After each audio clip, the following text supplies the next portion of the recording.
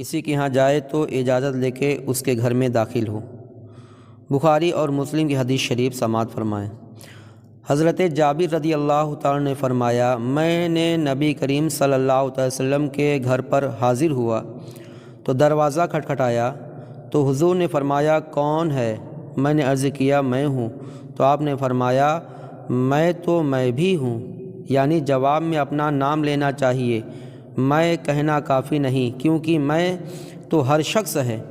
دوسری حدیث پاک ابو داؤد کی ہے۔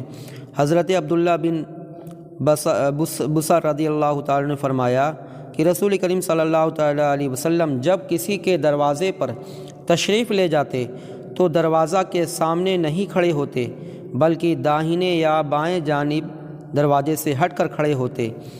اور حضرت عطا بن یسار رضی اللہ تعالیٰ عنہ سے روایت ہے، ایک شخص نے رسول کریم صلی اللہ تعالیٰ علیہ وسلم سے پوچھا، کیا میں اپنی ماں کے پاس جاؤں تو اس سے بھی اجازت لوں؟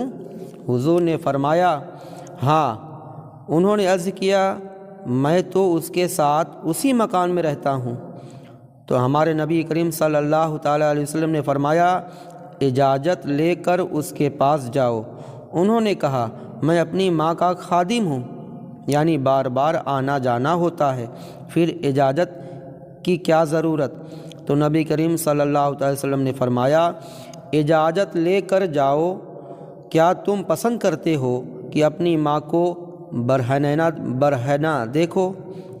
عرض کیا، نہیں۔ فرمایا، تو اجازت حاصل کر لیا کرو، یعنی کسی گھر میں جائیں تو اب کون گھر کے اندر کس حالت میں ہے تو آواز دینے پر آدمی وہ الرٹ ہو جاتا ہے، اور صحیح حالت میں ہو تو دروازہ کھولتا ہے۔